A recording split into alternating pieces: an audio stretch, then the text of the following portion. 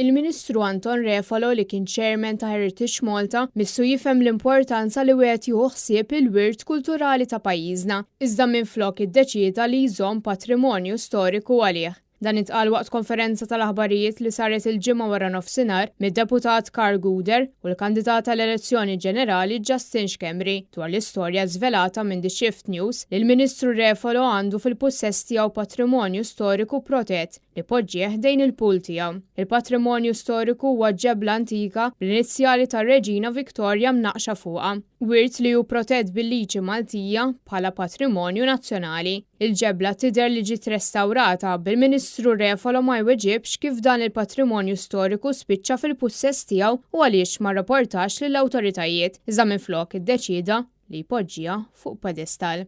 Dan wassal biex fl-aħħar sigħat sar rejd fuq id-dar tal-Ministru mis-Sovrintendenza tal-Wirt Kulturali. Carl Guder spjega kif minkejja li għaddew il-ġranet minn ġie żvelat dan kollu l-Prim Ministru laqqas il-Kummissarju tal-Pulizija ma lisnu kelma waħda minkejja l-importanza ta' dan il-wirt kulturali u nazzjonali. Kien għalhekk li Carl Guder talab li ssir investigazzjoni biex verament nipproteġu l-wirt kulturali ta' pajjiżna. Il-poplu Malti għandu kull dritt ikollu spjegazzjoni u allura tlabna il-Ministru jispjega għalfejn ġara hekk.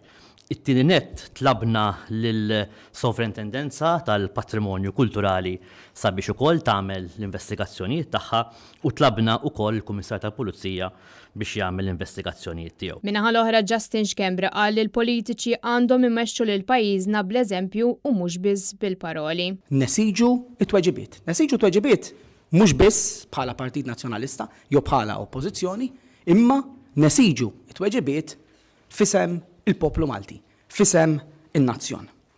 U bla dubju ta' insult illi kollok artefatt ta' dik l-importanza u jitqiegħed ħdej pixxina, espost tal-elementi kollha illi ikun hemm. Intant, mistoqsijiet li ntbagħtu lill-Prim Ministru Robert Abela minn The Shift News dwar x'azzjonijiet se jkun qed jieħu dwar il-Ministru tiegħu stess baqgħu kompletament injorati.